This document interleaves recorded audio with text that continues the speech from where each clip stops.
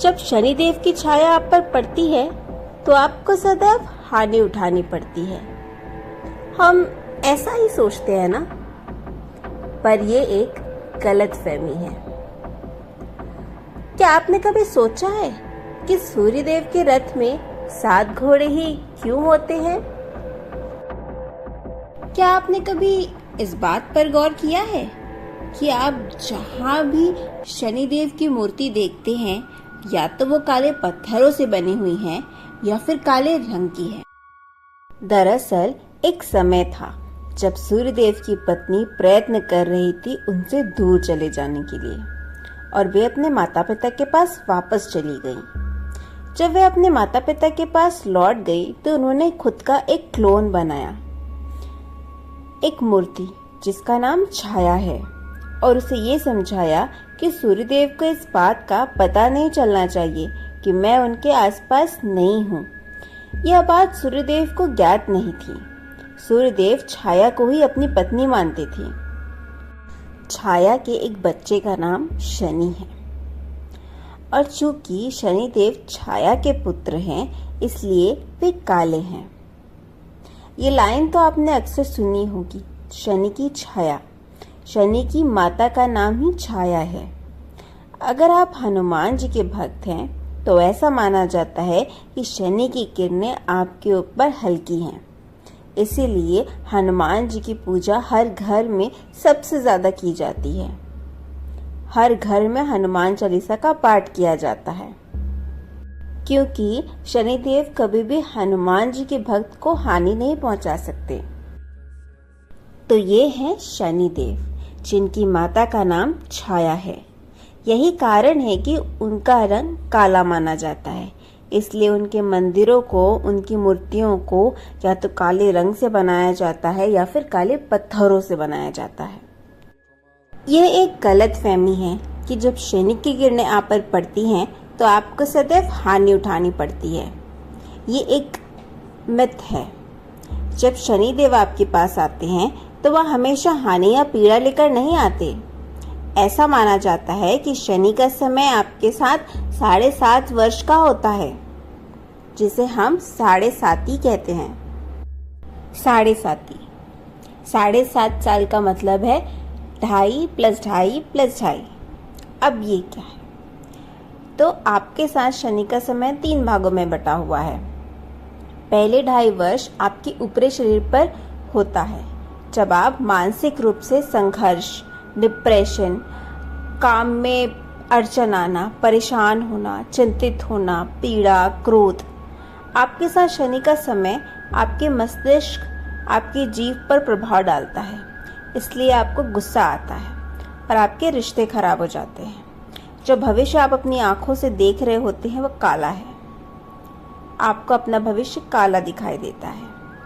आपको उम्मीद कम हो जाती है, आपकी होप कम होने लगते हैं। अब जो कुछ भी सुनते हैं उस पर क्रोधित हो जाते हैं, क्योंकि आप हर बात पर क्रोध करते हैं।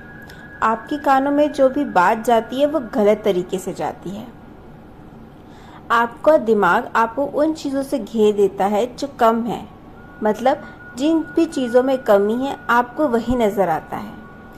आपकी होप कम हो जाती है और आप निराश हो जाते हैं। तो ये होता है पहले चरण का प्रभाव। 7.5 के अगले चरण में अगले 2.5 वर्षों के लिए शनि ग्रह का प्रभाव आपके शरीर के मध्य भाग में आ जाता है, मतलब चेस्ट के नीचे की तरफ आ जाता है। इस समय पेट से जुड़ी परेशानियां रहती है, लेकिन शनि के दूर चले जाने से आपको अच्छा खाना खाने को मिलता है यहाँ पे। बट वजन बढ़ना, पेट का बाहर निकलना, और पेट तो आप जानते ही हैं, समस्याएं यहीं से शुरू होती है। मोटापा बीमारियों का राजा है। यह सब होता है जब शनि आपके मध्य भाग में होता है। आपको खाना तो अच्छा मिलता है, लेकिन आपका वजन बढ़ जाता है।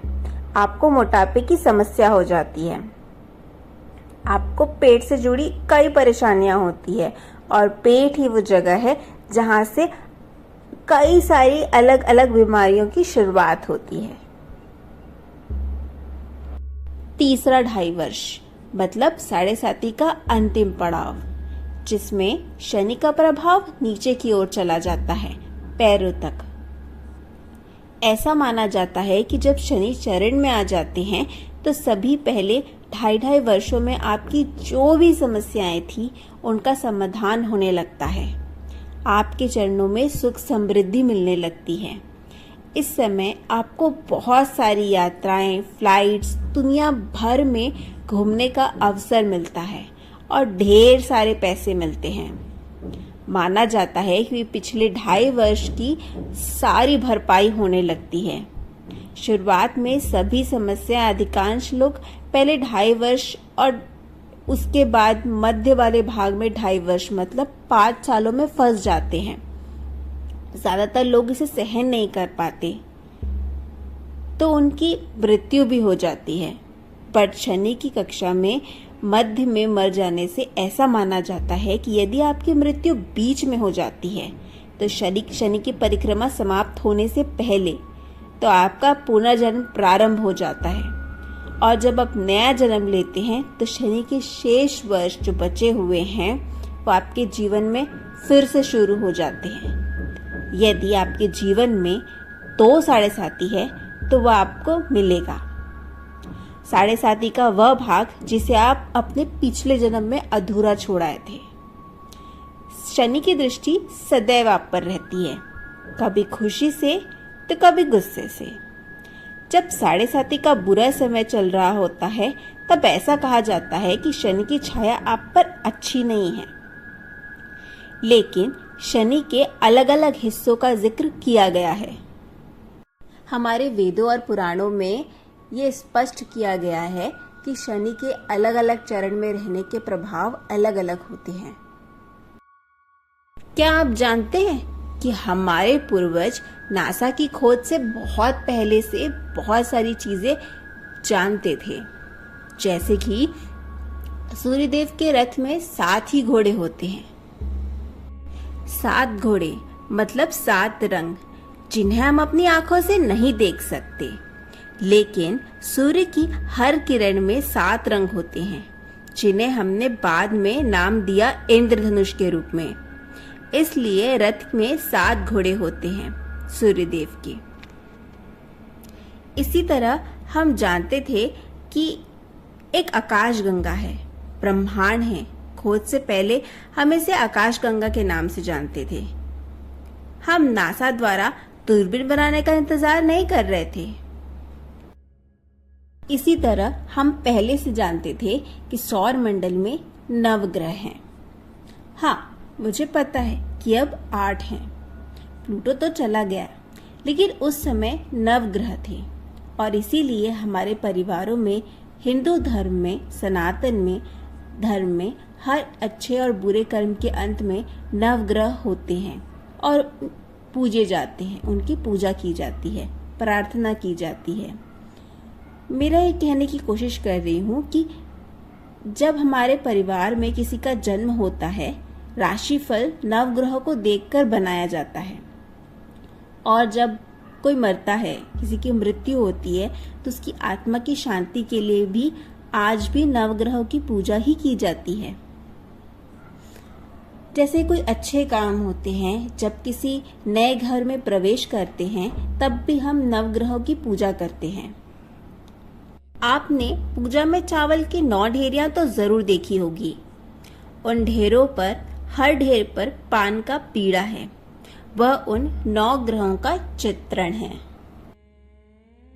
पश्चिमी देश के लोग दुनिया को खास तौर पर ये समझाने की कोशिश कर रहे थे कि पृथ्वी गोल है और सूर्य है।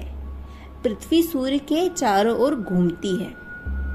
कुछ लोग मारे गए, कुछ लोगों को नजरबंद कर दिया गया और सभी को एक नाम दिया गया एंटीक्रिस्ट था। जब यह सब चल रहा था, हम अभी भी इसी देश में भूगोल को भूगोल ही कहते हैं। भू का अर्थ है भूमि और गोल का अर्थ है गोल। मैं जानती हूं कि ये सब हम जानते थे, लेकिन मुझे ये नहीं पता कि मेरे पूर्वज, आपके पूर्वज, हमारे पूर्वज इतनी उन्नत तकनीक के बिना भी ये सब कुछ कैसे जानते थे। क्या आपको पता है कि हमारे पूर्वज इतनी सारी जानकारी उनके पास कैसे थी? फिलहाल तो इस वीडियो में इतना ही, बट आपको इसके बारे में या ऐसी जुड़ी हुई कुछ ऐसी अनसुनी बातों के बारे में पता है जो नासा ने बाद में प्रूफ किया है, बट हमारे पूर्वजों ने पहले से ही हमारे वेदों में और पुराणों में लिखा हुआ था? तो प्लीज़ कमेंट सेक्शन में ज़रूर बताइएगा। और इस वीडियो को पसंद आया है तो प्लीज़ लाइक और शेयर करें और चैनल को सब्सक्राइब करना बिल्कुल भी मत भूलिएगा। हम फिर से बहुत जल्द मिलेंगे नई और अनसुनी कहानियों के साथ में। तब तक के लिए हंसते रहिए, मुस्कुराते रहिए।